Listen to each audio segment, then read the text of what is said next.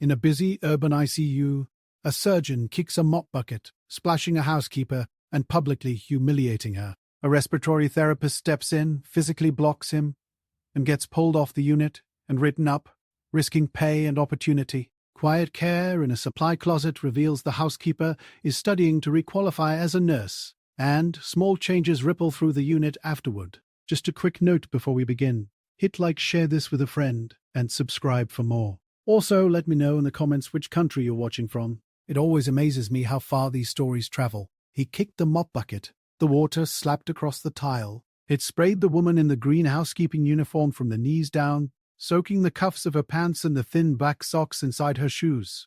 Clear the room now, the surgeon snapped, shoving the housekeeping cart backwards so the trash bags toppled and the ringer clanged against the metal. Monitors down the hall beeped steady. Fluorescents hummed. A family stood in the doorway of room 418 and watched with their arms folded tight, their eyes flat. The smell was bleach and new plastic. The woman in green froze with her hands at her sides, water pooling around her shoes. Leah had been wheeling a ventilator monitor past the doorway when the splash hit. Drops peppered her scrub pants. She stopped with her hand still on the cracked grey handle.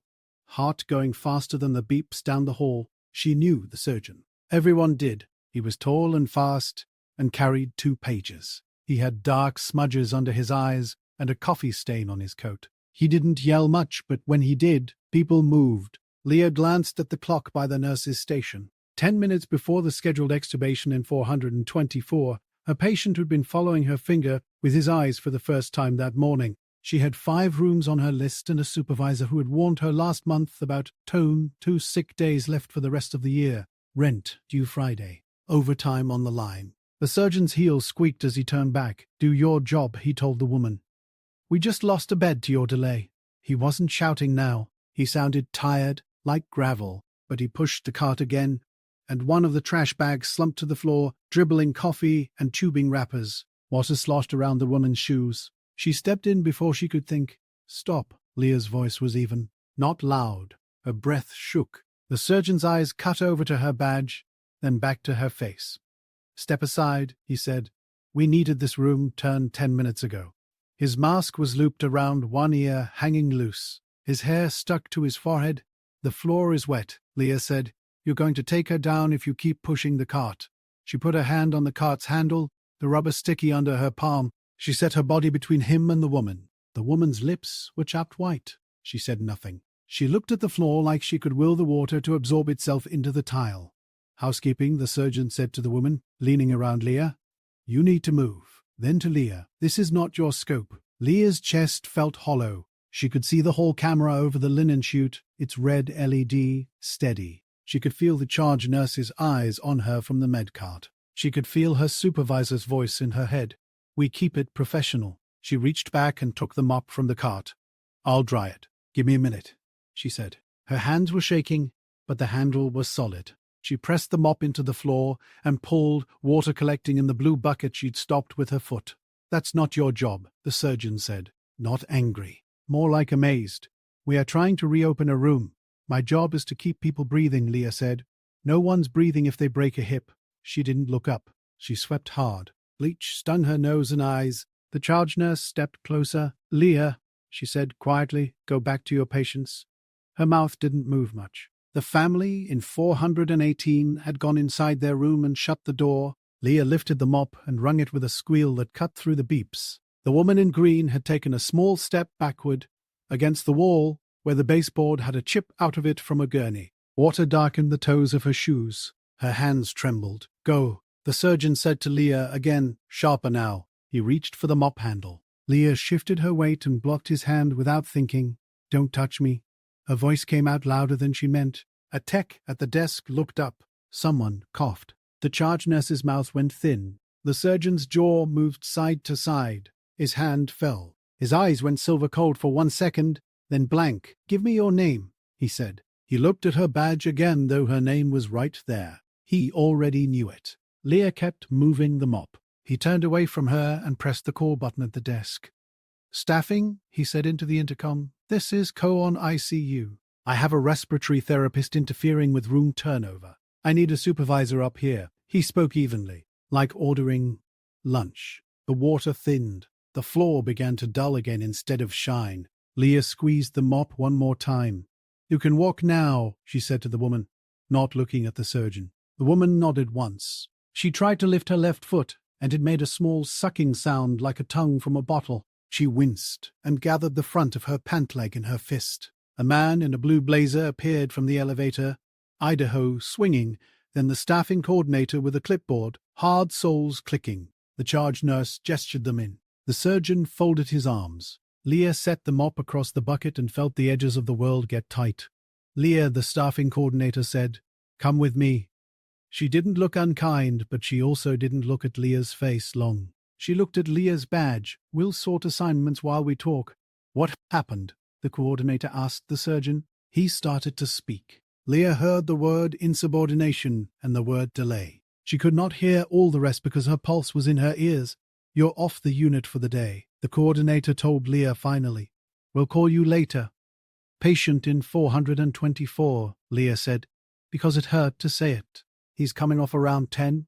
We'll cover." The coordinator's voice did that thing where it went flat with final badge. She held out her hand. Leah stared at it. She felt heat in her face and a cold place at the base of her skull. Leah slid her badge off her lanyard and handed it over. She felt like she was handing them a piece of her skin. The red light on it blinked once and then went dead when the coordinator palmed it. The woman in green still hadn't moved from the wall. Leah looked at the surgeon. His eyes had the look of someone who had been up too long and maybe was holding his skull together by will and coffee. He didn't look at the woman. He looked past everyone.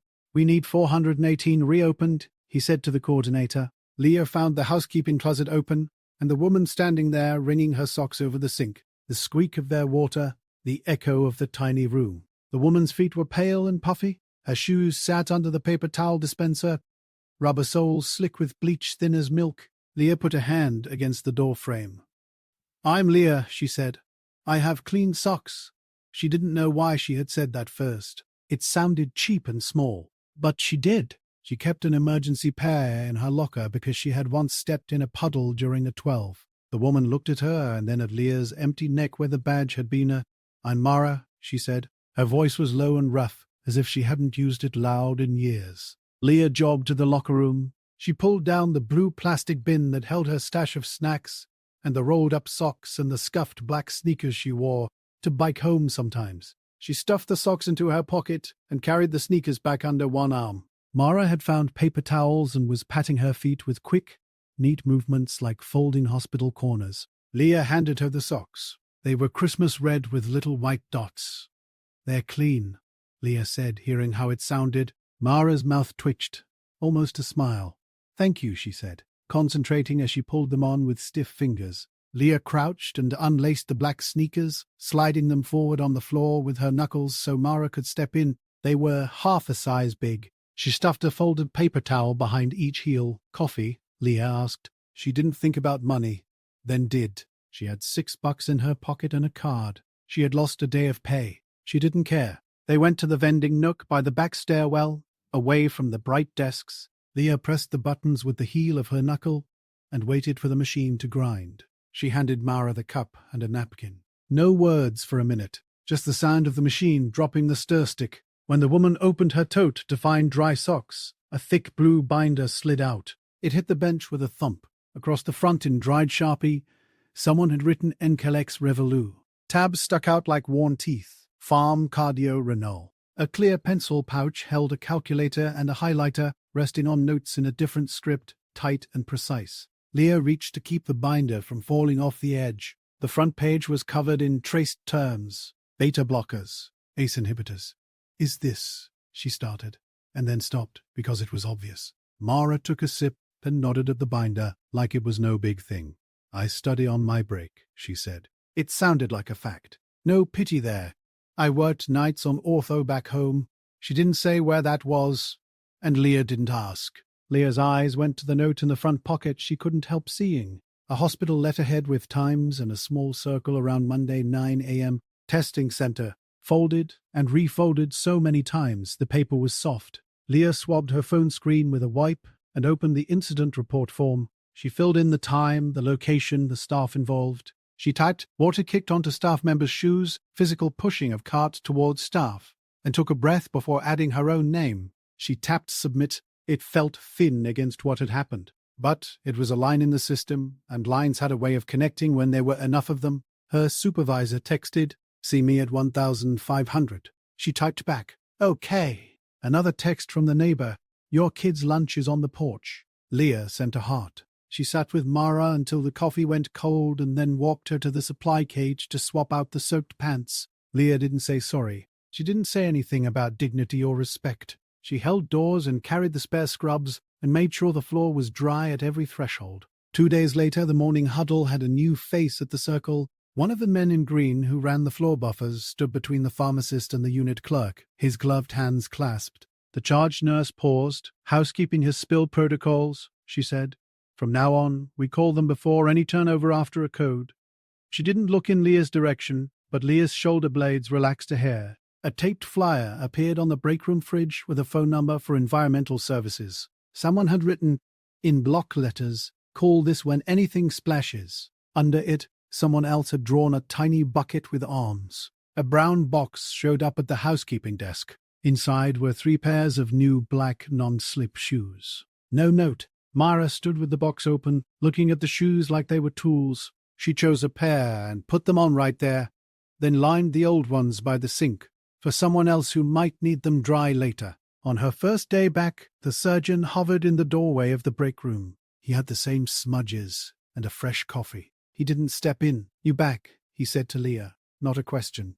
"Yeah," Leah said. She was holding a peanut butter packet, struggling with a corner. Her badge lay on the table in front of her. It had a new barcode sticker. He looked at the plastic fork dispenser. He looked at the floor. "Bad day," he said. He pinched the bridge of his nose. "I should not have." He let the end fall off. "I put in for the debrief." He was looking at the wall behind her. Then he left. Leah's supervisor had given her a written warning conduct, it said. Boundary. The preceptor class she'd been lined up for got pushed. Her next schedule had fewer overtime lines. It was a price she could write a number next to. Mara started showing up to huddle twice a week when they talked about beds and doors and air. People started asking housekeeping how long a floor needed after a spill, and no one made a face at the answer. At 9 a.m. on Monday, Leah saw Mara coming in through the side door in street clothes, hair down, a clear plastic folder under her arm. Leah didn't say anything. She lifted her chin once. Mara did the same. Leah found herself checking the floor before stepping, scanning for slick, putting a shoe against the bucket wheel when someone bumped it. She made a small space in her locker where the spare socks lived, next to a folded clean towel and an extra cheap pair of insoles still in plastic. She left at dawn with her hair damp from the shower and her scrubs clean again. The parking lot had that early blue to it, a thin cold that got into her sleeves. She held her badge under the reader and waited for the green light before she tucked it back under her lanyard. Her breath made a cloud she could see for a second and then not. On the way out, she passed a yellow caution sign catching a blade of sun through the east windows. It threw a bright triangle on the floor. She stepped around it and into the light.